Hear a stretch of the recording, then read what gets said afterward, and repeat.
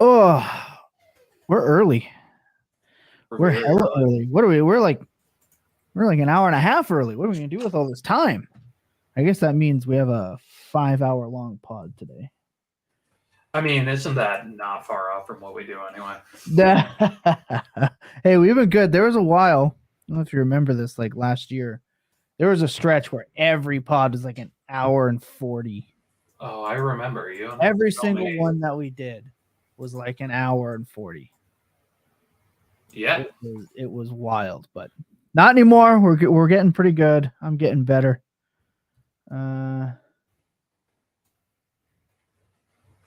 Trying to make sure we have everything here.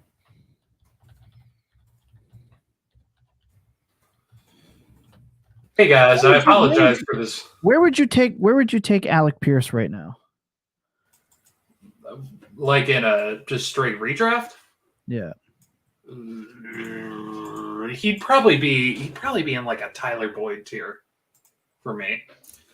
Like that guy that once I'm past like the big hit on wide receivers, once I'm past that like large set of, you have the studs, you have the consistent guys, you have the upside guys. I think Alec Pierce is probably going to sit kind of like in that range where Jacoby Myers sat for years. Like, yeah, I got somebody I got somebody telling me he's worth about a 2. And I don't think I'd pay a 2. I think if it was like a late 2, I'd be fine with that. Maybe, but that's not a discernible. The thing is, Pierce has shown that like he can be a good player at this level, which is more than what people thought was going to be the case when the Colts took him. And he's continuously showed that he's able to kind of, to an extent, I mean, there's been multiple games this year where he's been a better option than Michael Pittman, which is what you want from that backup guy. But I mean, the one thing we haven't seen, at least I don't remember seeing it this year, is a ceiling. I mean, I feel like his best high scoring games this year have been at most like 16 points. He had 18 this last week, but that was with a touchdown. Right. Like just from a purely like scoring wise, no like unpredictable touchdown, anything like that. His best week was week 5 where he had 8 for 81. Like he will have a prolific future in the NFL. He's going to be fantasy relevant for a while. And that's about all you can ask for when you get into that late 2, early 3 situation. I mean, at that point, you're looking at a lot of players that, there is the chance that they're going to be that super, super high level guy, but there's also just as big a chance that they crash and burn and you never hear about him again. Yeah, I think that's possible too. Yeah. I just think I don't know if I'd pay a 2 for him straight up. Yeah. It's tough. So the reason I ask is we did a startup. That startup I told you about, it is done now. And I'm already trying to trade some guys away because I scored too many points. And it's based on total points for the rest of the way. Now I scored too many points, Billy. I scored 152 points by accident. I have 7 of my players are on IR. All right. I should not have scored that many. Anyway, I did. So I'm trying to trade away Leonard Fournette. I put him on the block, whatever. See if somebody wants to take him. And I got offered Alec Pierce and a 3rd. And I countered for their 24 third instead. And then they countered for some reason, wanting Wandale on top of that. That's why I was like, all right, this is a little weird that I took your offer. I countered it, right, for a year later. Usually a year later means, that the deal's better. Yeah. But now they don't want to give up their 24. They want to give their 23. What is happening? Yeah. Very weird. Very weird. Very weird. We're going to see what happens. We might get this deal done live. I don't know. Always working. I'm all for Alec Pierce. I think Alec Pierce is a very, very good, like low value buy going into this offseason. I think you're going to have a good opportunity to get him probably Well, he went in the 14th round of the startup. That feels. Let me pull up a quick draft and see. I think that's a decent spot. Where do I have a startup? Here we go. All right, so I just need like an idea of what a round 14 pick was this year. Right. I feel like that's important.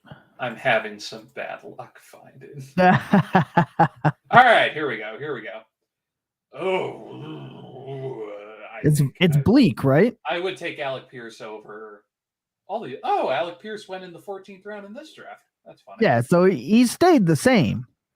Yeah, I mean, I don't know. I think Alec Pierce has shown enough. I would probably be taking him. He had maybe in like the 10th, 11th. Oh, interesting. Like I'd bump him up enough that mostly because I think he has the value. Like I don't see how if Alec Pierce is getting drafted in the 14th this year, next year he's not getting drafted in the 14th or higher. Right. Like I can't imagine he's just going to fall off the map next year because he's already well involved in that offense. So I mean, I'd probably bump Alec Pierce up quite a bit. Yeah, but like, yeah, I curious why the 24 over the 23 third, just Tom being Tom. It wasn't me. Oh, why I would want it? Because I know what his draft position is going to be. Like, I know that he's going to be in the top 3, whereas in 24, we don't know what's going to happen. So it's the same thing. So when you're looking at, we said this a couple of weeks ago on the pod when we were talking about trade deadline, that I don't really want to be making trades for people's 23s right now, because right now it's week 14. You know where people are going to be. Like, you roughly know where people are going to be. So you kind of want that. You don't want that pick unless you know it's going to be early, and chances are those people aren't fucking giving you their early picks. Yes. What is that beeping? Sounds like your smoke detector is out of battery. Oh my God, that's going to drive me bananas. You've got to be kidding me. Halfway through this pod, I'm just going to be going and ripping that out of the wall. God, this draft is so sad that I pulled up. Sorry. In 2024, we don't know what's going to happen. So you know when there are like bad teams, right? Everyone in their league has like that guy whose team is just perpetually bad. That's going to fucking make me crazy. Yeah. It did that just as we went live. I am so sorry, everybody. Oh, that's going to be so annoying. Oh my God, I'm sorry. I'm so distracted. This is going to be bad. But you don't know where they're going to be in 2024. Yeah. So in 2024, it could end up being an early 3, and we're talking about a 3rd.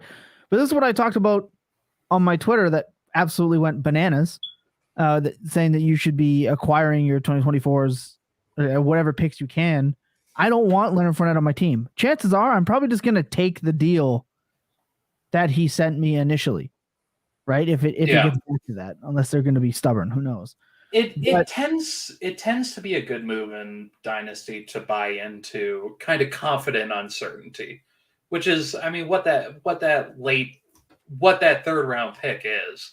I mean, in hindsight and looking back historically at hit rates and stuff, a 3-1 and a 3-12 is not a whole lot of variation.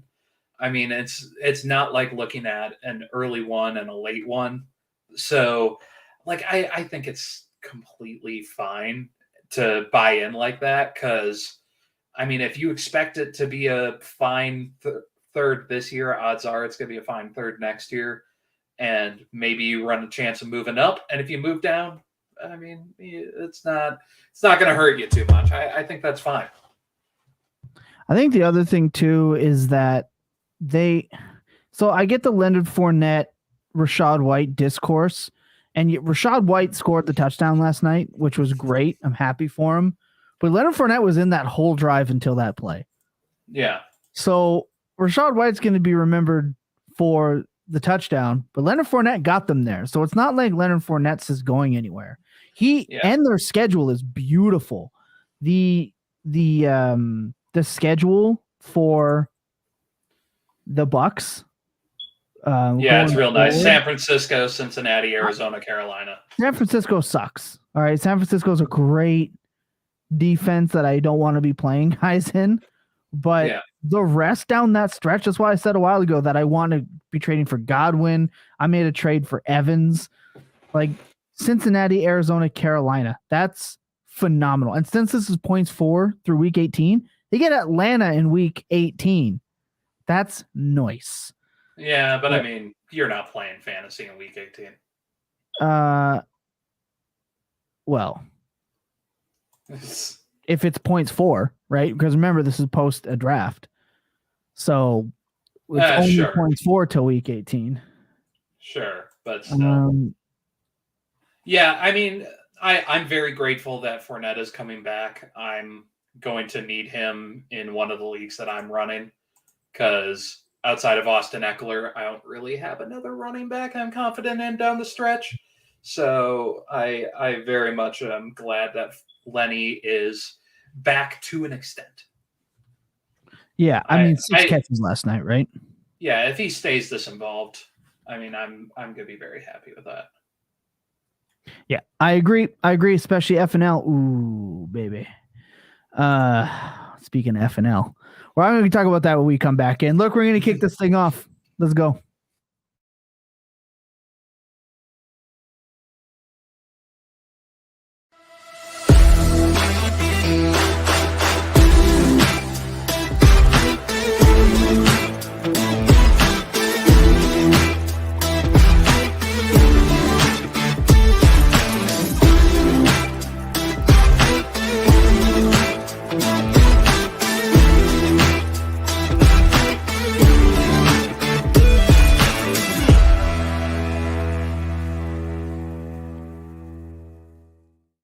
Beep. Oh, fuck you. What's going on, everybody? This is the Full Tilt Podcast Network. This is the flagship program, -1. This is the Full Tilt Dynasty Podcast. This is episode 187. We are powered by Fantasy Points. We love Fantasy Points, and you should too. You should head over to fantasypoints.com. We get ready because the Fantasy Points data, it is coming, and you are going to want to be a part of that. I post every week a TLDR, a Fantasy Points chart porn article, and let me tell you, I played Darius Slayton, I played Smitty, I played them everywhere in my DFS lineups, and it paid off. It's phenomenal information. It's a free read. The chart porn article by Jake Tribby. You're going to want to check that out. But we're not here to talk about that. It is the playoff push right now. We have bye weeks being secured. We have games coming down to late game Julio Jones catches. It's just tons to talk about today. Baker Mayfield getting claimed. He's on his 3rd team. I love it. I absolutely love it. It's phenomenal. But hey, I'm your host of the most timeless hands. I am ThomasTippleFF, joined by not only the beeping of my fucking alarm that just started. Very sorry, everybody, but I'm also joined by one of the smartest people on the planet. Not many can match his mega mind. This is at BigBillyFF. Yo. What a night last night. The league record got crazy. I was painfully hurt last night. You I went into last night. I needed Rachaad White to outscore Andy Dalton by 7 points. That was all I needed. And it got towards the end of the season, and I went, or the end of the week, the game, and I went, you know what? It's not going to happen. Whatever. I put it up, and I got in bed, started reading, got a notification on my phone, rushing touchdown scored by Rachaad White. And I had to sit there and go, no, it didn't. But it might have. And I pulled it up, and I lost by 3. Hurt. That's so bad. So in the league, just enough to believe. I have been in first the entire year for the legal record. Okay. Now, if you're new to the show and you don't know, I've been tormented by the legal record, finding a way to lose in the playoffs, once to Billy, thanks to the Alvin Kamara touchdown game and Stafford's twisted ankle. I would have won if I played Carr. So thank you for his rip taint the week before. I was too nervous. And then I finished 3rd last year because bad luck again. Well, I needed to secure this bye. I was not confident that I would not get the bye if I lost 2 in a row. It came down to Julio Jones. I played Julio Jones, who didn't do shit. The whole game, I needed 4.5 points, and in like the last 30 seconds, Julio Jones secured it with a hell of a catch. Yeah. Like that looked like a vintage Julio Jones reception. He ended up pulling it out for me. So shout out Julio. I love you still. You're still my favorite player. Beat Jacob for like what feels like the 17th time this year, and secured that number 1 seed by phenomenal. Truly phenomenal. I guess I could end up being number 2, but either way, I have a bye, which leads me to my first topic today, Billy. Aside from this fucking beeping. Also, shout out to Bear Dogs coming from Twitch. You can head over there at ThomasTippleFF on Twitch. I'm an affiliate now, so shout out. You can hit the follow button. You can hit the sub button if you want to. It helps me out.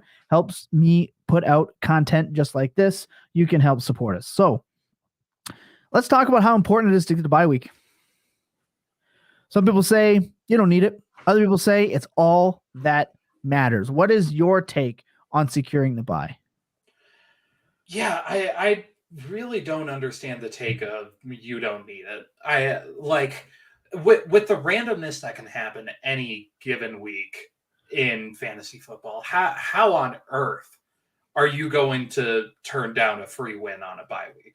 It is absolutely crucial. I see no other way around it. Like the level of importance that comes from being able to just sit down for a week, not have to worry about your players, not have to worry about, your quarterback going out and throwing 3 picks. And because it's late in the season and he's a little beat up, they pull him out and you're now saying on -6 points with nothing to show for it. Instead of looking at that, you can relax, sit back, and be more ready going into the next week. Obviously, your players can still get hurt. Obviously, all that can still happen. But the level of randomness that can occur, like that injury that may happen that week, all of a sudden doesn't matter because you now have a week to go on waivers and get someone else. Whereas if you were in that week and your running back goes down on the first drive, yeah, it's not good. Like I don't understand the argument that the bye doesn't matter. It's just like you should try to do, and obviously it matters, right? It's how much does it matter? And I think it matters a lot. You can have your quarterback break his foot on the first drive. You can have Lamar Jackson play 10 snaps. And all of a sudden, your week looks completely different. You lose. Yeah. You lose. You can have Derek Carr rip his taint. You can have Matthew Stafford drop back and twist his ankle. You can have Kenneth Walker average like 11 yards per carry and jam his foot, and now he's out. You can have a guy have a hamstring problem on the first snap of the game. You don't know. You have no idea what's going to happen. You can have an elite wide receiver, and all of a sudden, guess what? That quarterback that was throwing on the ball, he's out. He's done. Yep. He's gone. And it changes everything. It completely shifts everything. I was worried as fuck about Christian McCaffrey when Brock Purdy came in. Oh, I was terrified. I'm like, there goes the offense. The offense is bad. Last pick of the draft is coming in now. I'm screwed.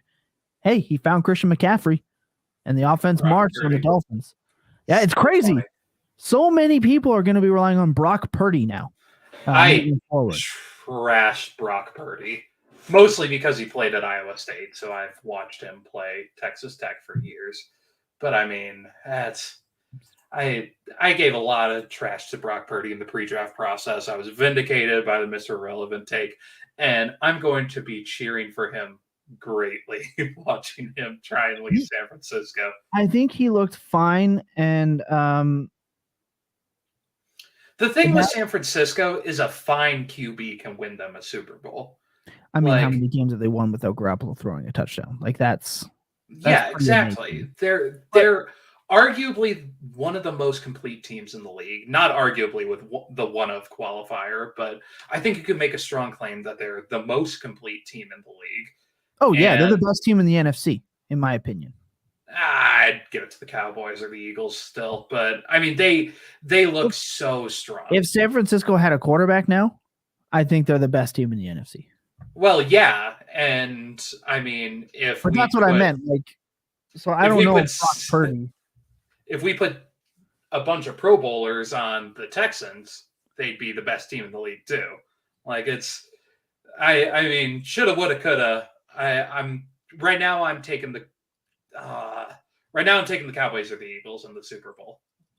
Okay, Pretty interesting. easily. Well, we're gonna make our predictions coming up Yeah. in a couple of weeks, which I can't wait for. Should be good. Look, for me, it's get the bye week at any cost. Yesterday, and I have an example.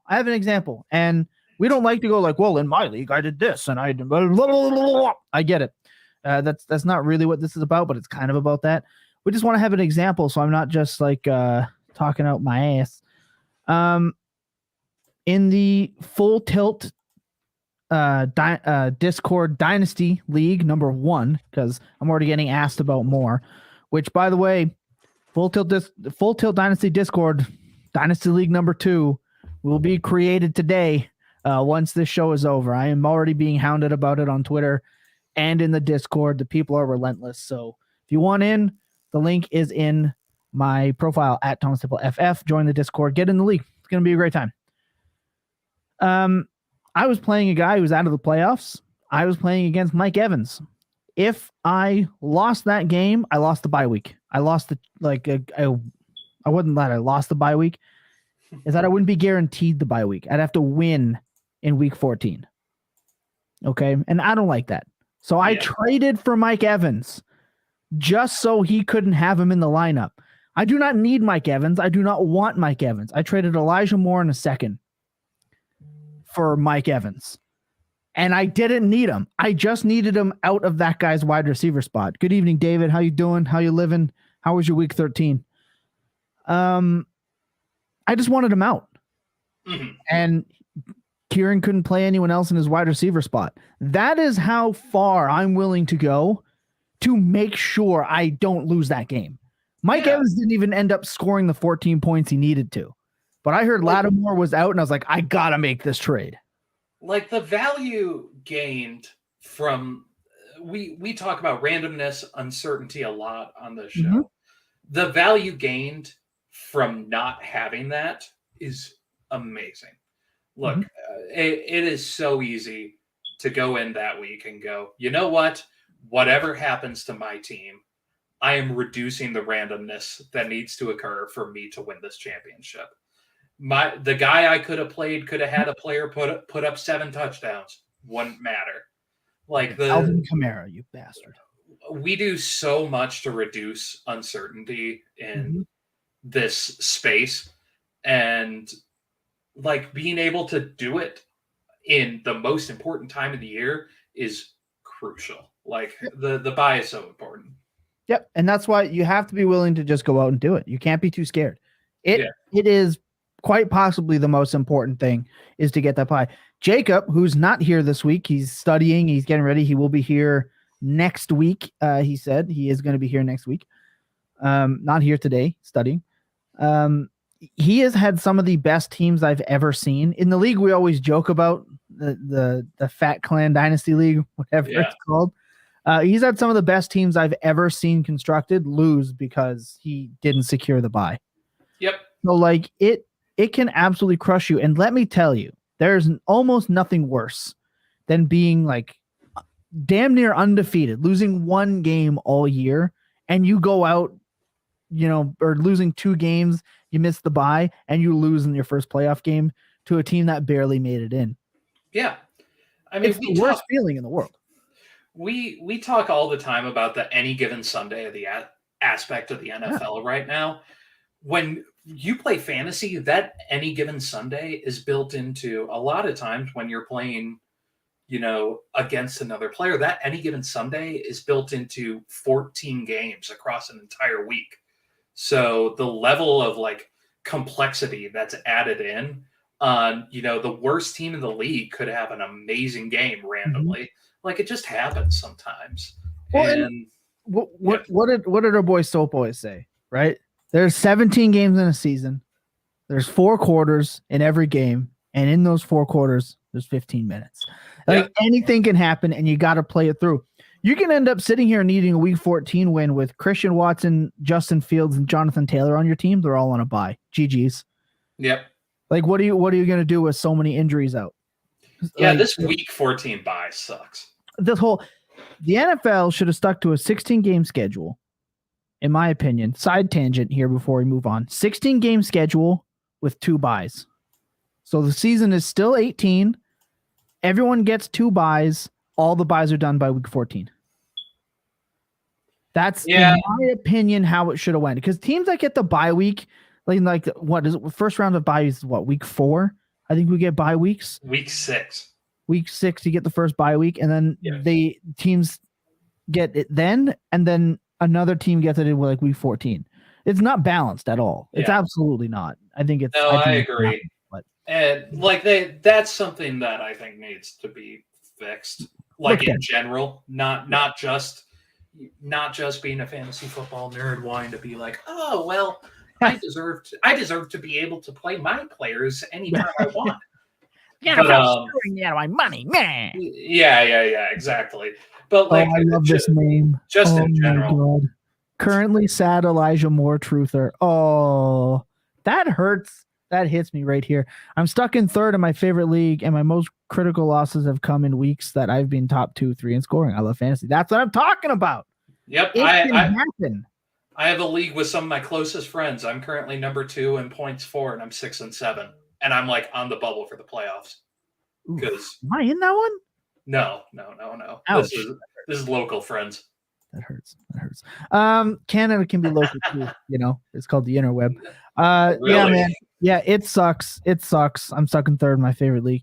That's why I did what I did. That's why I traded Elijah Moore in a 2 for Mike Evans. That's why, to secure it. And I think if you don't have a trade deadline, there are leagues that do not have a trade deadline. You should still be trying to do that. Secure that spot no matter what. Don't leave it to chance. Get that spot and move on. You can recoup that 2nd round pick in the off. Like as soon as you're done, you can recoup that 2nd round pick. So don't be too shy with it. Also, everyone, if you're watching, look, we had a crazy week of views on the YouTube channel. We love and appreciate every single one of you. Over 70% of you are not subbed. So if you're on YouTube and you're watching, hit that subscribe button. It helps us a lot. It helps drive us up charts and algorithms. You're all amazing. If you want to help us create more content and more content you like to see, hit that sub button. It goes a long way. It really does. Look, we're going to take a quick break. I'm going to play one of our most viewed clips from last week's show. When we come back, we're going to talk about how to handle some of the injury notes and who you can trust moving forward. So sit tight, enjoy the clip. Be right back. I'm going to take the guy I was the highest on amongst our entire group in the rookie draft. I'm going to take George Pickens here. I think he's one of the players that has shown out more and more. He's I know. He's a human highlight reel. The team is clearly comfortable enough moving away to send Chase Claypool off to not be used in Chicago and to kind of use Pickens more than Deontay Johnson. I mean, as much as we want to jump on this train. But their targets, okay, but what do you mean use more? Like Deontay has 94 targets. Pickens has 57. I agree with that. It's like a lot more.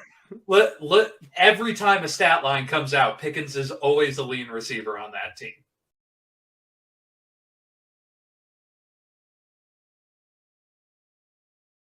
Rip Chase Claypool, man. Yeah, that was a bad outcome for that because the next time Jacob sees you, he's going to be relentless after his 1 catch for 2-yard performance. So as long as you know that, it might be rough. Oh, I'm well aware. I mean, he's a rookie. I can't wait. Spend more time on George Pickens here. I can't wait. I can't wait for the people VRTDB on it. Lamar Jackson was already very depressing for your fantasy lineups. I've been talking about this for weeks, and he got hurt in the first 10 snaps. However, I want to say this. We know what Tyler Huntley is, and he came in and he operated the offense just fine because for some reason, Greg Roman simplifies the offense for him and not Lamar Jackson, except for when he has James Prochet try to. Why are you letting James Prochet throw the ball downfield to Kenyon Drake? Like, why? It just. I don't know. Who was it? Lenny that threw it to Tom Brady a couple weeks ago? Yeah. That's more excusable or less excusable. They were driving, they were down, and he let James Prochet run this play with a backup into the end zone. Like I think. Anyway, Don't quote me on this. I think James Prochet did play quarterback. They were saying on the broadcast that James Prochet, there was no place anywhere listed where he's ever thrown a pass.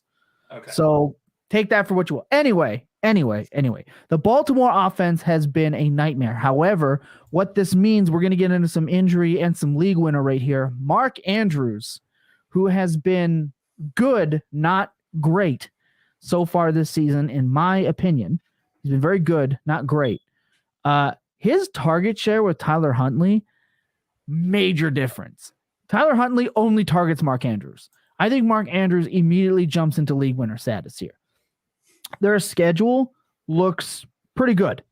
And again, he's been kind of hovering around the like Pat Freiermuth range of outcomes recently. Like if he didn't score, he's the second tight end in points per game this year at 14 points per game. That's a stark difference from 17 points per game. So he's back to kind of his 2020 numbers, not his 2021 numbers, but he has a 27.9% target share right now. I expect his target share to jump up to well over 30. I'm expecting a 35% target share with Tyler Huntley. And if you've been able to get Mark Andrews kind of on the cheap-ish, which I've been able to accomplish, and if you have no trade deadline, I would be targeting Mark Andrews if somehow he's on a bad team, and I would be paying up. Their schedule moving forward is nice. Except they do play Pittsburgh this week. I don't like that. But outside of that, fine. Pittsburgh has been a bad defense. Yeah, backup quarterback, though, you don't really know. But anyway, I'm declaring that my fantasy football championship league winner is going to be Mark Andrews. I think he's back because he hasn't really had the blow-up games, though. I know it sounds funny to say. No, it's just funny to declare a league winner, like a championship winner, on a guy that's currently the number 2 at his position. Sure, but like let's look. Tight end 50, 24, 12. No, I agree. I agree with all that. Just the concept of that is very funny. Like he's either been number 1, which is early in the season, right? Those are those big blowout games for Lamar Jackson. 25 points, 28 points, and he had a 22 and a 23. Those are great. Has not done it since week 6. You know, he got hurt, so he had 0.4 points. 6.3, 12.3, 11, 9.4. You're getting Pat Freiermuth out of Mark Andrews. So now you're going from that situation with how it was with Lamar Jackson, and now you're getting an increased target share. I understand that Tyler Huntley is not Lamar Jackson. He's not as good. I'm not going to sit here and be like, the Ravens shouldn't sign Lamar Jackson because they have Tyler Huntley. That's not what I'm saying. But in the games last year, Tyler Huntley played, Mark Andrews' production skyrocketed. The reason Mark Andrews finished as the tight end 1 last year was because of Tyler Huntley, not Lamar Jackson. So you're going from a guy who's getting you could play Gerald Everett in the same spot for the same outcome to I think he's at Travis Kelce territory for the rest of the season. Yeah, I mean, it's Mark Andrews. If he's not the best tight end in the league, he's the second best tight end in the league. Like I am obviously not going to have a problem with this take here. Mark Andrews is very good at football. You should be starting him if you have him. Like I got nothing else to add on this. This feels like a very, very easy to swallow take. But I just wanted to explain it because it's very easy to be like, Christian McCaffrey's going to win you a week. That's not what I'm talking about. There's actually a reason when you really dig into it. Points per game is a great tool, but it doesn't tell the entire story. You got to look a little deeper.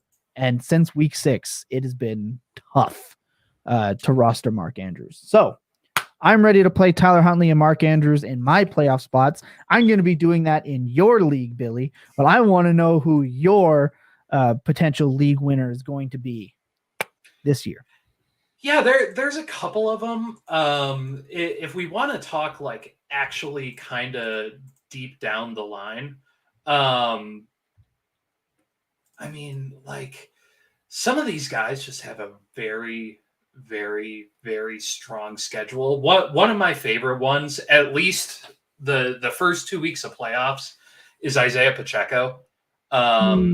He's got Denver this week, which sucks. Yes. Then he plays Houston, which, I mean, Isaiah Pacheco can have 2 runs for 120 yards against Houston. Easy. Then he plays Seattle. Easy. That one's going to be completely fine. Then Denver again in his championship, which kind of sucks. But I mean, Pacheco could get you to your fantasy championship. Oh, and I think you're right. I mean, if it were Kenneth Walker playing Houston this week, I think you would be stoked. And I'm not saying that Pacheco is as good as K-Walk, but he's at least 80% of Kenneth Walker.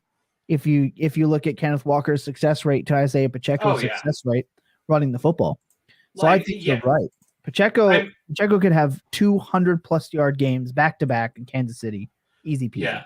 Other really good takes. Ramondre Stevenson has just the Patriots in general have a phenomenal schedule going down the stretch. I mean, Arizona, Vegas, Cincinnati, Miami.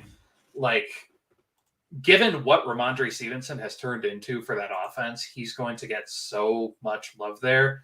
If they can turn it around a little bit, which I don't know what they do, maybe this is a Greg Dulcich take more than anything else. The Broncos have a very good schedule. I mean, Kansas City, Arizona, the Rams, and then Kansas City again. Right. Like that's a strong schedule. There's going to be shootouts. I'm a lot more focused on like teams, and like a lot of these teams right now are making a strong playoff push. I think one of the teams that's going to make the strongest playoff push might be, this feels crazy to say, the Detroit Lions. Oh, yes.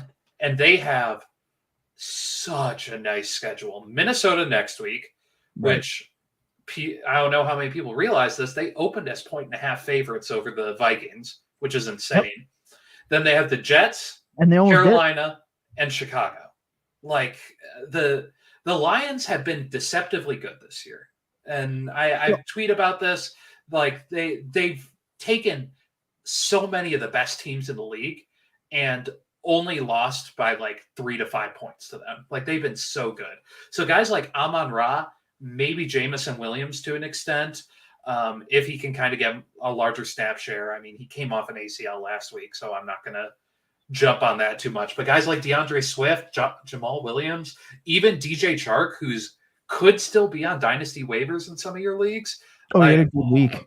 All of those guys, I would be so excited to pick up because, I mean, Jared Goff is playing for a contract right now.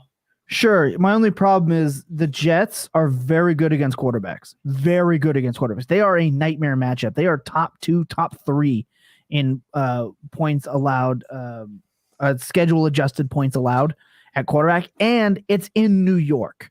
So your week 15, your week 16, probably not going to be too great because Jared Goff is basically the quarterback version of Amari Cooper for home and away.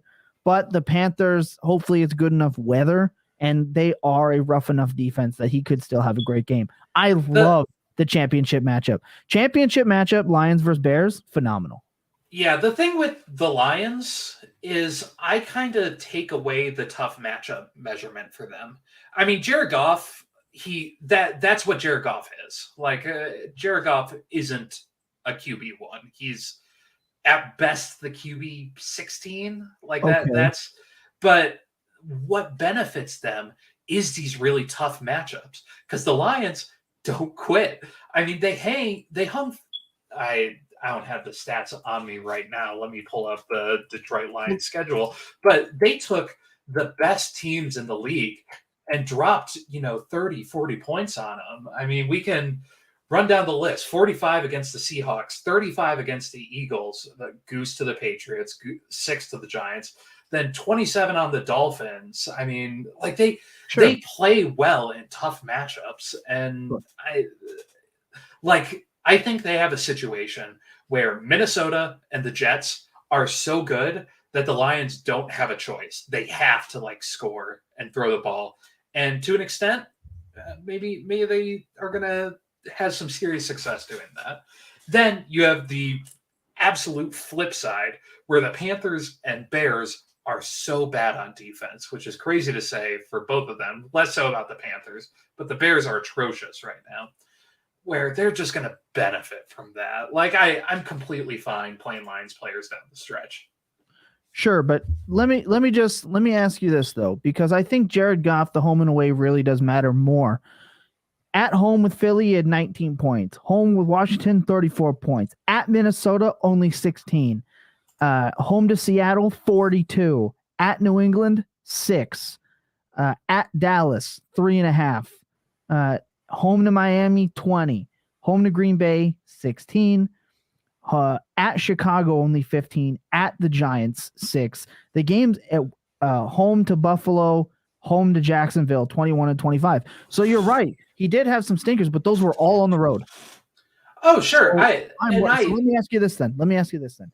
Away, Jared Goff in New York, because this is your playoff push, or do you want Tyler Huntley? I mean, I don't know who's against Cleveland. Huntley against Cleveland and Atlanta, or Jared Goff with the Jets and Carolina in those two spots? Oh, I don't want to play because these are legitimate questions. A lot of people have Tyler Huntley on their bench, so some people are really going to be asking this question. Myself, like. I think, given what the QB position is, Jared Goff and where the Lions are in their season, Jared Goff is consistently going to have a floor of 15 points, like in this playoff push, because they're going to need, like a lot of those games, the problem is they just didn't throw the ball. I mean, go back and look at those away games. Jared Goff, I mean, 26 against the Giants, 26 against the Bears, 26 against Dallas, which is just a funny trend. And I mean, like 35 against New England. But even then, like I think confidently I would play Jared Goff over Tyler Huntley rest of the season. Okay, interesting. We disagree there. But I think I'm looking at this point, we're late in the season. And I think this is where the disparity is really coming from for the two of us. At this point in the season, we have enough data, and again, we're playing a game. We have two questions in the chat we're gonna answer right away. So sit tight, Sad Elijah Moore, Truther. I love that name, and David. We'll answer these right away. But I think for us, I'm gonna look at the data. I'm gonna look at the matchup because we have enough of that to take away some of the variance. You're playing them because we know what they are. I get it. I think that's where we're having the disparity. The thing is, like, I think Jared Goff is going to. I mean, I completely acknowledge that there is that floor there. I think it is a lot more likely Tyler Huntley is going to go out there and stink it up versus a team like Atlanta than I would having Jared Goff on the road against Carolina. Like, I really think that's just where my level of confidence is. I would trust the floor of Jared Goff over the floor of Tyler Huntley. And talking about that randomness I was talking about like a couple minutes ago, I would rather buy into the lack of randomness with Jared Goff and win my league in other roster spots than trying to, I don't want to say outsmart myself, but outsmart myself by putting in a guy like Tyler Huntley, trying to maybe gain another 6 points. Okay, fair. You know what? I appreciate I understand that. I disagree, but I completely understand your point. David, let's answer your question first. Would Tua be a good pickup for a forced trade league? I would have to give up Fournette, Zeke, or Aaron Jones. Yes. Is this a super flex? If you already have two quarterbacks, then I would say no, try to go somewhere else. If this is a super flex, yeah, absolutely pick up Tua. 100% pick up Tua. Tua was my favorite, not my favorite. My favorite buy of the offseason was Tyreek. I made that quite clear on the walkabout. Number 2, Tua. I started taking him in the 4th and 5th rounds. I got laughed at, and he's balling. He's worked his way up to like a high 2nd round startup pick, even going in the 1st round sometimes. So that value accrued. The thing with Tua is like that team is set with their offense for the foreseeable future. Yep. The place where they're going to fall off is their defense. Yeah, Like I their agree. defense is And we want older that. and they have a lot of money tied off. And we So want exactly. That's what I'm saying. In the near future, their defense is only going to get worse. And in that case, Tua's going to have to win a lot more shootouts. And with the offensive weapons he has, he can. So I also, if you want to play a fun game, go on Pro Football Reference right now and look at passing stat leaders and just extend all of them and laugh at how many things Tua leads the league in. Oh, he's been great.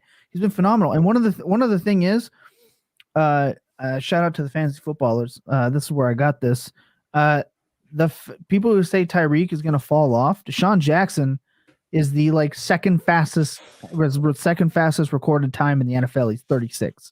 I don't think Tyreek Hill's skill set, barring a gross injury, is going to go away. That's going to be great for Tua. The thing is, I don't think Tyreek Hill needs his current skill set to win the way that they're winning in Miami. Sure. They are using Tyreek Hill in a way very similar to what San Francisco is using with Debo. They're throwing it short. How many completions this year have you seen trend on Twitter where Tua throws a 15, 20-yard pass to Tyreek Hill down the middle and just no one touches him? His ability is so much more his shiftiness than it is just his straight line speed. I'm all for. I think Tyreek is going to be great for the next probably 3-4 years at least. Yep. So to answer this question, would Tua be a good pickup? Yes, if it is a super flex. If it is not a super flex, you already have another version of Tua and Joe Burrow. And especially if it's a dynasty league. Yeah. I would give all those running backs for Tua in the fastest heartbeat. A second, yeah. What type of piece do you think I'd have to add on to Tua Schultz to get Dak Andrews? I think the other guy sees a decent gap between Tua and Dak, but it's start two tight end. He likes Dak more, or he likes Tua more? Because I would take Tua over Dak personally. It's a 2 QB dynasty, but Tua is my QB 3. Other tight end is Njoku. Who the hell are your other quarterbacks? God, yeah, he's damn. Doing good. I would give up whatever you had to. That may sound like a kind of a flimsy answer, but the upgrade from Schultz to Andrews in a dynasty league is I think Ferguson is a starting tight end at Dallas next year. Ferguson has been just as good as Schultz with the ball in his hand, and they don't need to pay Schultz the money. So I think Ferguson will be there. I think Schultz walks because he's already been tagged. So yeah, I'm trading 2 1s if I have to. Trade whatever you have to go and get to Andrews. I don't know if I do that. It is a start 2 tight end league, you said? I think I saw that. Start 2 tight end league. Yeah, absolutely I would. Mark Andrews is an early 2 pick. I would definitely do that. I wouldn't add 2 first onto I think the gap between Tua and Dak is good enough. I don't think you need to add that. Yeah. Oh, I don't think it's a wash. I think I'd take Tua well over Dak in my eyes. They went damn near back to back in the last startup I did.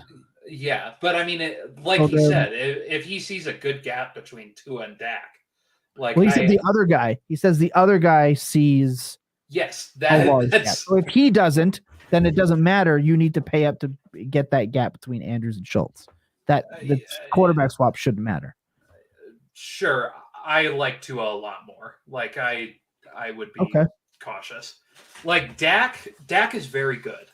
The problem is I think he's just limited in where a lot of the money is in Dallas. I mean, they invested quite a bit right now. They have a lot of money tied up, and there is a chance, I'm not saying it's a big chance, but there is a chance that a lot of their key pieces are not there in 3-4 years, especially guys like CeeDee Lamb, who potentially could be asking for a good paycheck when, quite frankly, as much as we love CeeDee Lamb on this show, when you compare him against some of the other guys in that draft class and that have come out since him, he just hasn't performed at that level. So I don't see a guy like CeeDee Lamb getting a bag at the level that what Justin Jefferson is probably about to get. Sure, but I think the biggest part for me is if he says that Tua is his 3rd quarterback, then dropping down and being willing to pay up for the gap between Schultz and Andrews when you not valuing Tua as much as you might need to, you're sacrificing his value to pick up Dak as your third QB to gain a top 10 dynasty asset, which I believe Mark Andrews to be. Like, I have Mark Andrews over Kyle Pitts as my dynasty tight end 1. I did last year, and I'll have it again this year. Like, if you can get that game busting player for a quarterback, you're not even playing. He's your third option, in your opinion, then yeah, you should absolutely add literally whatever that guy wants. Yeah, I think 2 first is quite a bit. I mean, I think 2 first is probably Andrew's value straightforward. Like, I am pretty confident you could add like one of the kind of consistent wide receiver 2s that are saying in the draft right now and be happy with that. Like, I think that guy would be completely fine taking that. Okay. If he isn't, it's a different statement. But I mean, right. Like, even if you want to say Tua and Dak is a wash, fine. I don't think it is, but if that's what they're saying it is, fine. I think Schultz, as much as we want to talk about him not going to Dallas, he is going to go get paid somewhere. He's going to be a tight end in the future. Njoku is locked up in Cleveland. Like, I wouldn't shoot myself in the foot moving so much draft capital on top of a usable tight end for Andrews. Like, I'd be so much more apt to take those 2 first and go upgrade somewhere else than the tight end position, especially when you have 2 usable tight ends there. Interesting. For me, the in the 2 tight end, I want to pay up for that Mark Andrews. But again, everyone's micro market is different. Yeah. So I'm saying if you have to move those 2 ones to get them, I'd still do it. But as Billy said, maybe you don't have to. Start slow and work your way up. Let us know. I really don't think you need to. I'll tell you what, I would be so happy to add Elijah Moore onto that trade and get done. Oh, well, of course you would. Dalton Schultz, currently the keep trade cut tight end 8. That's not bad actually. That's not bad. Look, but I mean that's the tight end position too. David Njoku missed 4 games and he's a tight end 1. Like, yes. That's just the position. It's really bad news, Bears. Look, we have covered who we think our league winners are going to be. We've covered how important the bye week is going to be. We've covered the Jackson and Huntley injury. Obviously, you want to keep note of all injuries. It all is crucially important, but the Seattle backfield, you can kiss that goodbye. I don't think Kenneth Walker is really going to come back and really help you too much, maybe in the championship, but that's a hell of a gamble. But lots of injuries. You're not here listening to our show for injury news. I just really wanted to hit that Lamar Jackson injury because obviously a lot of teams are affected. A lot of people are out of the playoffs now because of that game and just how to move forward. Cole Kmet is the tight end 5. Yeah, he had a couple just massive games. Oh, that was standard, not PPR. Okay, that makes a lot more sense. There you go. Yeah, okay, absolutely. Okay, look, we're going to take a break. When we come back, we're going to talk about Tennessee firing their GM, and we're going to close it out with a fun game about Baker Mayfield, and then we'll give you our underdog picks that I forgot to do at the top of the show because this stupid fucking beeping has been going on. It's been driving me nuts. Trying to get through it. We're going to get through it. Thanks for sitting tight. Remember, hit that subscribe button. When we come back, we're going to talk the Tennessee Titans GM firing. Super random. Enjoy. I'm taking Chris Olave at 102. He's an alpha receiver. I think that he's shown that. I think he's done everything he could possibly do. He's doing it with less than amazing quarterback play, to be honest with you. I thought maybe he would be the outside guy. I thought maybe he would be just a deep guy. Nah, he's a do-everything guy. He's red zone. He is what he is, which is elite. He's run 336 routes. He has the best PFF receiving grade. He's averaging 14.2 points per game, highest in this rookie class. Just down across the board, elite player, and not just for a rookie, as just a general wide receiver.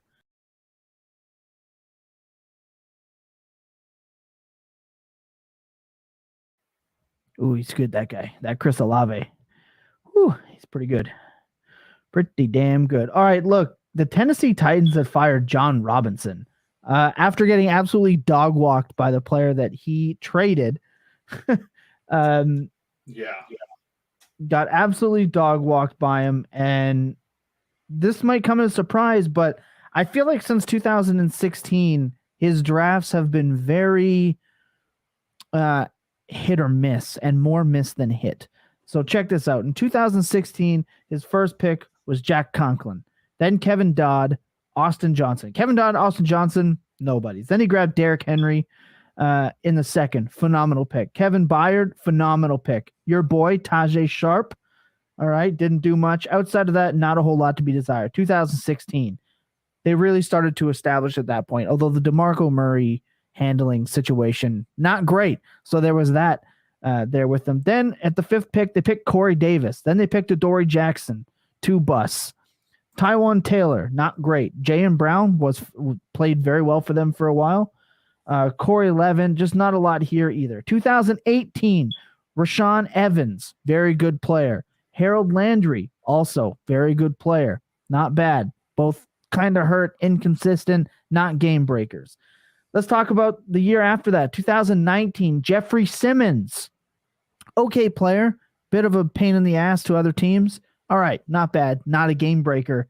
Also, that's a high pick for a nose tackle that doesn't provide much more than run stuffing.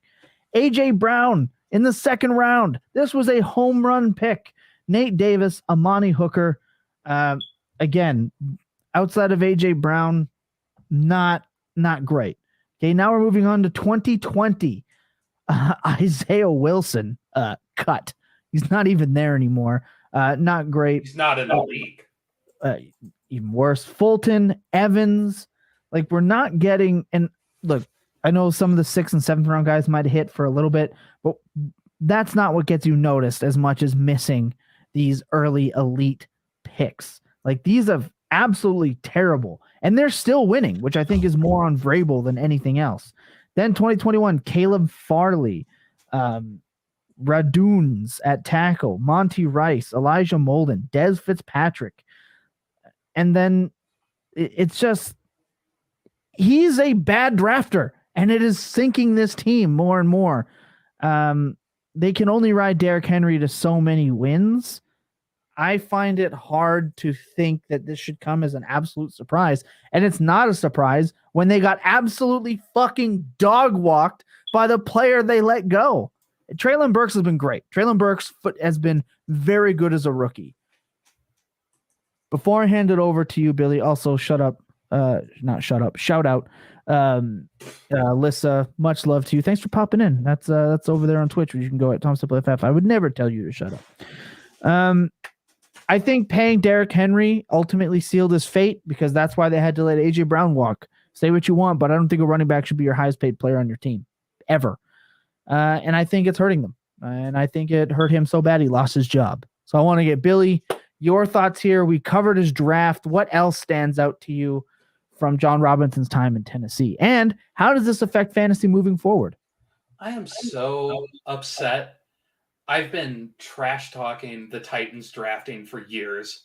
We finally get a chance to talk about it on the show, and you jump in and run down everything I've been saying these last couple I had to let years. the people know. Look, it's really easy to like go through these previous drafts of other teams and pick and choose like a lot of these picks that have been bad. That's really straightforward to do, but it's really hard to say, because inherently the general management has made fundamentally bad choices. Like, it's we can say all we want about, this prospect should have been good, didn't hit, whatever. Caleb Farley was coming off a very severe injury coming out of Virginia Tech.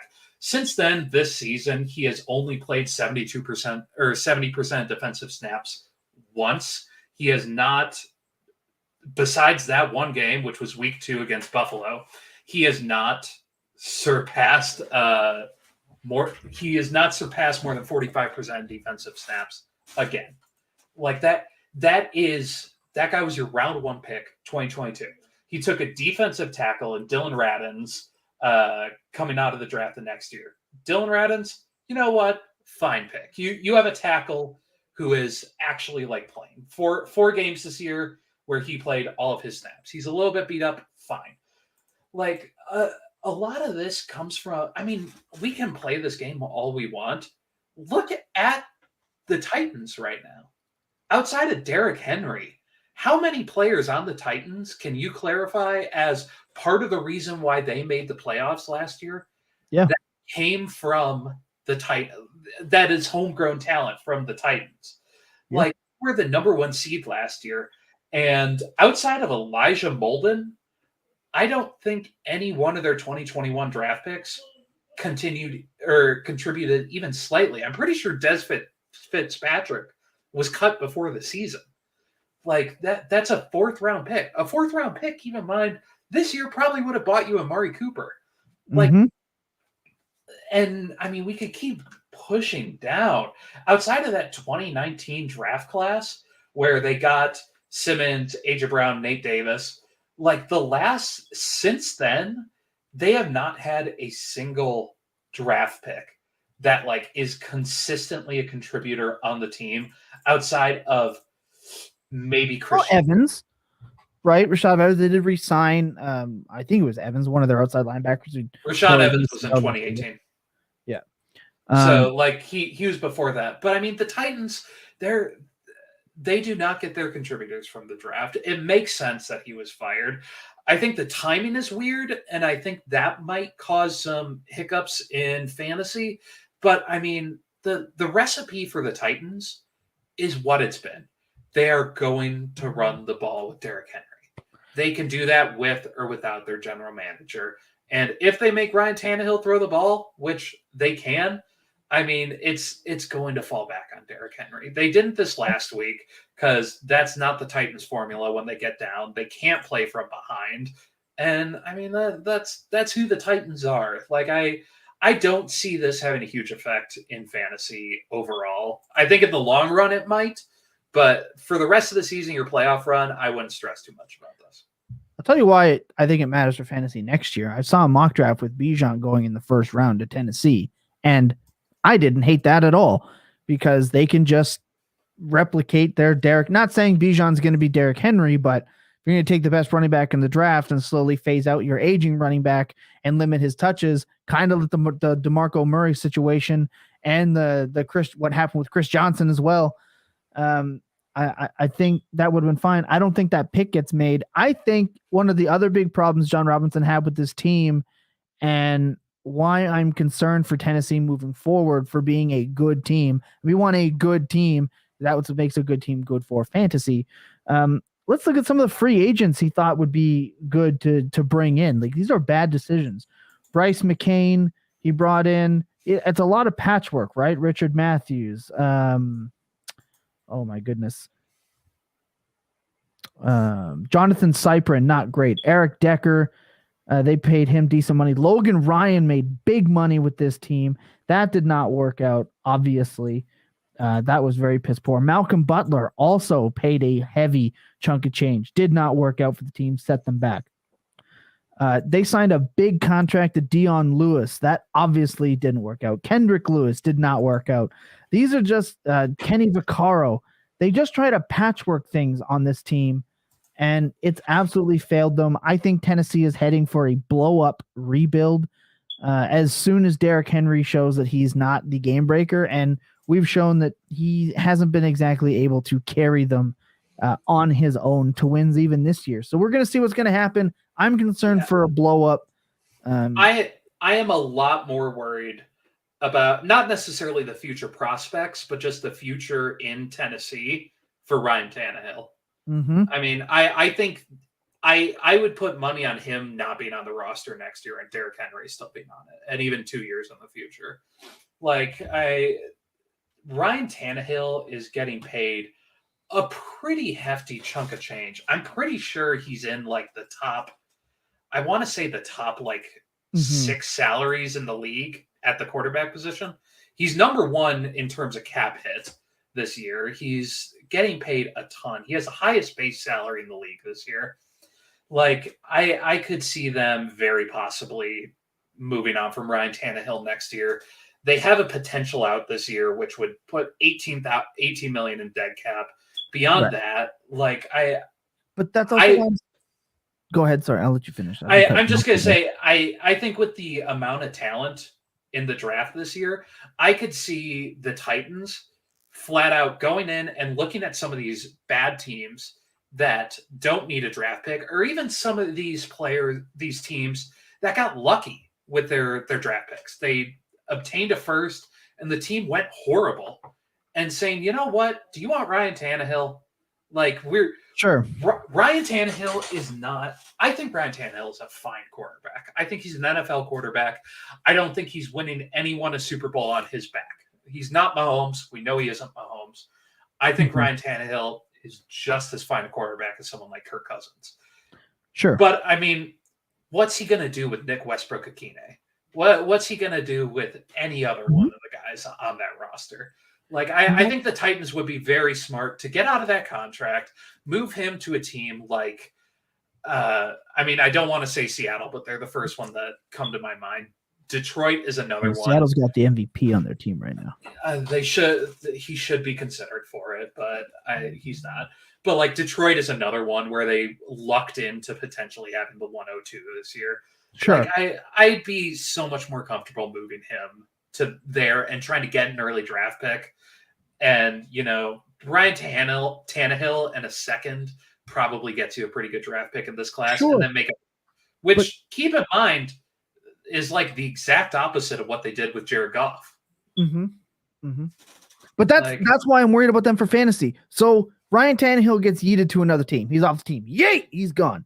Okay. And now you're sitting with, I don't know, a late one draft pick in the draft, which whoever that's going to be. The NIL deals are already keeping guys in college. It's thinning out the 23 draft class. Sure. Okay. Well, you drafted Malik Willis in the third round. We've seen Malik Willis. Malik Willis is not going to be good for fantasy for Treylon Burks unless there's a massive year 2 leap. So that's bad for fantasy. Which is possible. Worse quarterback play means worse offense, which means bad for Derrick Henry. Derrick Henry is great. 29, 30-year-old Derrick Henry with a stacked box every single play. He might break a couple, but he's going to end up being schedule dependent more than he's been even this year. So then I am petrified for fantasy if they let Tannehill walk and they do get out of that contract and they do kind of blow it up and they roll with what they have right now. I am terrified at that point. So I think this could have major fantasy implications if it goes that way. I don't think it will go that way because I don't think Vrabel's going to want to sit there and lose after dominating that division for like 3 straight years. Vrabel deserves the Coach of the Year award. 100%. He's deserved it the last like 3 years. I mean, Dayball's going to win it, and Dayball probably should win it, but Mike Vrabel has deserved to win this for the last couple of years. I could not agree more. Look, we're going to take a quick second. When we come back, actually, I really enjoyed that insight on the Tennessee Titans' future. Could be a lot there going into the offseason. The only other point that we did not make that I wanted to make, they fired him early, which could be good for their draft process. So GMs that get fired late, it kind of messes up the draft process. There's a lot that goes into it. Now they can start their search, get their targets, and start working. So I actually do very much like that for them. We're going to take a quick second. When we come back, we're going to close this out with our underdog picks and our little bonus Baker Mayfield quarterback carousel game. Not going to want to miss that. Going to be a great time. Sit tight. Enjoy the clip. The guy's just been legitimately good. It's like a small sample size in terms of what, when I was referencing all of those fancy abbreviations in terms of, things that I'm trying to beat people over the head with that they may or may not care about. But what we've seen out of Christian Watson, 144 routes total. So keep that in mind. When we're talking about these other guys, George Pickens up over 400 routes. Olave and Wilson have run over 300. Derek London, 287. So there's a lot of volatility what we've seen in Christian Watson. But what we have seen is awesome. 2.45 yards per route run. Rookies historically over 2 yards per route run is a really, really strong signal. He's over that along with Olave and Treylon Burks. 0.236 targets per route run. That's second highest in the class. And 11.3 points per game. So he's been scoring the third most points per game among rookie wide receivers, despite barely playing in his first stretch of games.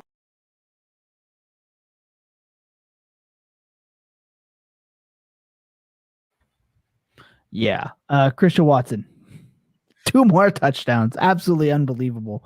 Like the men's touchdown variance is carrying so many people, and I know a lot of people are going to be big sad that they can't rely on him this week. Look, as I mentioned before, we are powered and presented by not only Fantasy Points, but Underdog Fantasy as well. And I understand there are good weeks and there are bad weeks for parlays. Nothing is perfect, but remember, when you play with us and our picks, we win with you and we lose with you. So remember that when you're coming at our DMs, we've lost too. All right. It happens. Okay. Not too often. All right. We like to keep our losing to a minimum and our winning a little higher, but sometimes there's nothing we can fucking do about it because variance. But this week, I think we have come up with a couple of absolute smash plays, Billy. And because Jacob is not here, I took the liberty to pick for him. All right, so you do yours first because I'm pulling some stats for mine. Sure. If this one doesn't hit, remember, blame Jacob. This is Jacob's pick. That's at Jacob Sanderson on Twitter. I don't care if I made it up, but blame him for this. This one's coming out of him. Also, last week, we had an over on Vanilla Vic. That was before. Never mind. We didn't do Vanilla Vic last week. Okay, so my first Jacobs this week talking about the Tennessee Titans. We're going to carry that over. This beep is super distracting. I don't know how Cozy Mod does it. Shout out Cozy. But at Jacob Sanderson on Twitter says Derrick Henry is absolutely going to crush his 91.5 yard rushing total on Underdog. Look, there's just some certainties in life that you know are going to hit. Jared Goff is going to play well at home. We talked about that earlier. You always play T.Y. Hilton against Houston. That's always going to smash. That was the one. I was trying to think of that and earlier. You always play Derrick Henry against the Jacksonville Jaguars. It is milk and cookies. It is just, you absolutely do it every single time. It's grilled cheese and tomato soup. It's just combinations that absolutely hit every single time. So we love Derrick Henry at 91.5 rushing yards. We're taking the over. And for my pick, because remember that was Jacob Sanderson's pick, not mine. My pick this week is I am taking the Josh Jacobs over 20.5 receiving yards. Oh, he's hurt. Well, the last 2 weeks, he's been pretty fucking good for fantasy, scoring over 70 points in PPR leagues. I think that he once again does well in the receiving game. 20.5 yards seems pretty easy for me in this matchup with the Raiders. They need to throw the ball. And Derek Carr's actually been not too terrible. So Josh Jacobs over 20.5 receiving yards. We're taking that. Billy? Yeah, I'm going to go ahead and take Isaiah Pacheco's under on his rushing yards. Look, he's going up against Denver. Denver is a phenomenal defense. They're one of the best defenses we have seen since maybe like the 2018 Bears, the 2020 Patriots. Like, they are so strong. And I think we need to start appreciate. Come on, Tom, talk about the Ravens. The 2000 Baltimore Ravens are the best defense of all time. I was talking about 2018. Just because I say defense doesn't mean you need to talk about the Ravens. Yes, my God. We do. We've been doing this show for 3 years. So Pacheco his last 2 weeks has only put up just barely over what his current line is in 63.5 yards. The Chiefs are going to have to throw to, even score against the Denver Broncos offense. Like, that's what they're going to have to rely on. I think there's the potential that they get a lead and they know Denver can't score and they just run Pacheco for the rest of the game. But his efficiency has gone down significantly from where it was when he first took over for CEH. There's the potential of Melvin Gordon starting to work his way in a little bit more. And I just, everything is kind of working against Pacheco here, and it feels like 63.5 yards is closer to where his ceiling is, and I don't want to bet on that. No, that's fair. I think the time for Isaiah Pacheco is going to be after this week. I think after this week, you just smash Isaiah Pacheco all the way through the playoffs till the championship game. I absolutely love those. So those are our picks.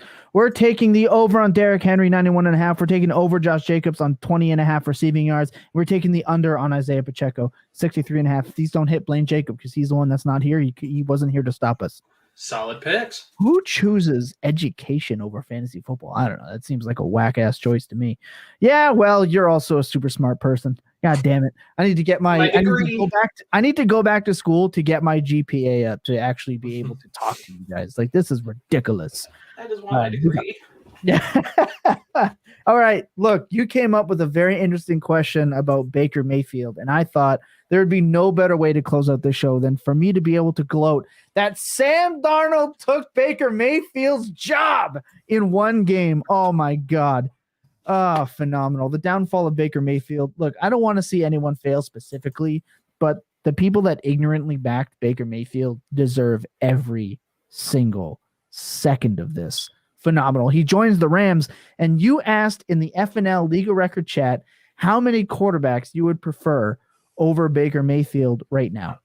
Yeah. Fantasy or not, just straight up quarterbacks across the league. I want you to run through the list, and I will say yes or no. Yeah, I got in a heavy debate with one of my coworkers about this, who said Baker Mayfield is still a top, I think he said 25 QB in the league. And just playing the game, I pulled up my phone, pulled up the divisions, and just started running through the quarterbacks on each division. So to play this game with Tom, I'm just going to read off players, and Tom's is just going to tell me if he wants Baker Mayfield over those players. Right. So not a lot of analysis going in. It's just yes or no. Would I prefer it one way or the other, fantasy or not? Because the answer for fantasy is I always want anyone rushing and pretty much anyone that can throw the ball right now. So we're going overall in a vacuum. Yep. So, and also keep in mind, this is from my original message where I just ran through the divisions on Google. So there's no rhyme or reason to the order of this. I'm just going to read them off. Love it. I'll just read. You say Josh Allen. Obviously. Tua. Yes. Zach Wilson. Yes. Oh, thank God. Mike White. Yes. Mac Jones. Yes. Bailey Zappi. No. Really? Okay. Mahomes and Herbert. I don't need to talk about that. Easy. Carr. Yes. Russell Wilson. Yes. I don't need to say Lamar. Tyler Huntley. Yes. Joe Burrow. Yes. Watson. Yes. Brissett. Yes. Love it. Pickett. Yes. Tannehill. Yes. Matt Ryan. No. Really? Okay. Yeah, I think Matt Ryan's toast. He's done dust. Lawrence, obviously. Yes. Hurts, obviously. Prescott, obviously. Daniel Jones. Yes. Carson Wentz. Yes. Taylor Heineke. Absolutely. I think Taylor Heineke gets a starting job before Baker Mayfield does. I said on the review this week, I think Taylor Heineke is the starter in Washington next year. Trey Lance. Yes. Jimmy G. Yes. Mr. Gino. Yes. Kyler. Yes. Stafford. Yes. Cousins. Yes. Jared Goff. Yes. And I would take Brock Purdy right now. Yes, David. Oh my God. We'll get to this. Well, I want to get to this Twitch question. Jared's much happy to have you here, man. Hit that follow button. Yo, should I go Carr on Thursday or wait it out for Tua? I'd wait for Tua. Play Tua. Is Tua questionable? He has an ankle, but he's expected to play. Yeah, I just bank on Tua because when is the Dolphins game this week? I'm sure there's another quarterback you can probably you can add Skylar Thompson, and I would play Skylar Thompson. Yeah, against Carr just because of the value you may get if Tua plays. Right, and Donald might be back this week, which could hinder the Raiders. And it's the Chargers for Tua. Yeah, that's the flex game at 7:20. I would wait out on Carr, play Tua, for sure. Or Skylar Thompson. All right. Yeah, absolutely. Finishing up, Rodgers. Yes. Love. Yes. Fields. Yes. Brady. Absolutely. Desmond Ritter. This is tough, but I would still take Ritter. I didn't have him on here, but he probably should be on here. Marcus Mariota. No. All right. Dalton. I think we've seen they both suck, and I think Mariota's absolutely fumbled this audition. Dalton. No. Winston. Yes. And Darnold, which we know is a yes. Fuck yes, I'd take Sam Darnold. So absolutely. That was going off of my list. Notable players that I removed are players like Malik Willis. Mariota didn't make the original draft of the list. He probably makes it now. Other guys that I wasn't brave enough to put on there was Colt McCoy. I think he's just a strong enough backup in the league. Baker Mayfield's on his Colt McCoy villain arc right now, and I love it. And I would definitely take Malik Willis. Also, Davis Mills didn't make the list. Yeah, can we just talk about for a brief second? Like, I loved this list. I'm going to go back and listen to this. I'm going to write down who I said yes and who I said no to, because I didn't think to do that because I'm just not that smart today. But what the heck are the Texans doing playing Allen? We know what he is. Like, why wouldn't you let – oh, my gosh, my cat. Why wouldn't you let Mills at least finish this out for you? I don't understand what they're doing. Makes no sense to me. Texans being the Texans, but I'm sure it was originally to try and put seats and chairs and maybe get someone watching. Like, maybe not have Brandon Cooks quit halfway through the year. As someone who is very close with a lot of Texans fans, they are not happy. So I'm sure a QB change is just enough to try and get people like turning it on. Well, their offseason is going to be very exciting. I'm looking forward to it. That's going to do it for the program. Look, hour and 21. If you caught the bonus at the beginning, we always do a little bit extra when we go live. It's not going to be available on the podcast. You're going to go to YouTube, hit subscribe for that. Billy, final thoughts before we get the hell out of here? No, not really. Baker Mayfield legitimately, I think, still has a chance at being an NFL player, maybe an NFL starter. I think moving into the McVay system could help. I think there is still a world where in 2 years we're talking about Baker. We're like, wow, what a turnaround for him. But you know what? I did not say. He should be. Gardner Minshew, I'd fucking prefer over Baker. Yeah, sure. A lot of this was me just going down the list, and I couldn't think of backups for certain things. So Gardner Minshew is probably on the list. Baker Mayfield, I think, gets a legitimate another chance. And who knows, with what it looks like for Stafford, it might be next year, which it could be. Who knows what's happening with Stafford? Could be the right spot. Phenomenal. That's your final thoughts? Yes, that was my final thoughts. I thought we were just tagging on to the end there, but that's okay. Look, my final thoughts are generally the same, but right now this is what we play for, and I make that joke all the time. This is what we play for. And it is. This is exactly it. This is 1 week before most playoff starts, at least when the playoffs should be starting. And there are just absolutely phenomenal games to sit down and enjoy this week. Enjoy the KC Denver game. Enjoy the Tampa Bay San Francisco game for sure. Enjoy the Miami and Chargers game. There are so many great games. It kicks off on Thursday. Set those lineups. Get into the waivers. Don't give up. Never give up. Never surrender when it comes to the playoffs, especially for those buys. Get those buys any way that you have to. Guys, I've absolutely loved this show. I've loved this season. I can't wait to see what happens in the playoffs. Can't wait to talk about it with you all. Remember to check in on your loved ones. You never know when they need it. Remember that there are people on the other sides of those screens every time you're talking shit and getting into it. Remember there are still people on the other side, even if they're not remembering that and how they're talking to you. It is important. It's very important, especially now. Christmas can be a wonderful time, but it can also be a very sad and depressing time. Please check in. Yo, I see the Packers in the background. Oh, Billy, I ought to watch in Jersey before the season, and he's looking like the pickup of the year. I gotta. It's the Watson deal has really devalued. Oh God, I can't get it out of my closet quick enough. Really hurt Billy. Oh yeah, the signed Lazard. Yeah. Hey, but you can't be complaining. You're much happier now than you were when they made the initial pick. W. Thomas. Thanks, Alyssa. It's just important. It's important to check in on your loved ones on Christmas time, man. It's a lot of joy. And again, we just finished up the mental health and awareness month for men. And I always say that the stigma of men not being able to talk to each other also needs to get yeeted.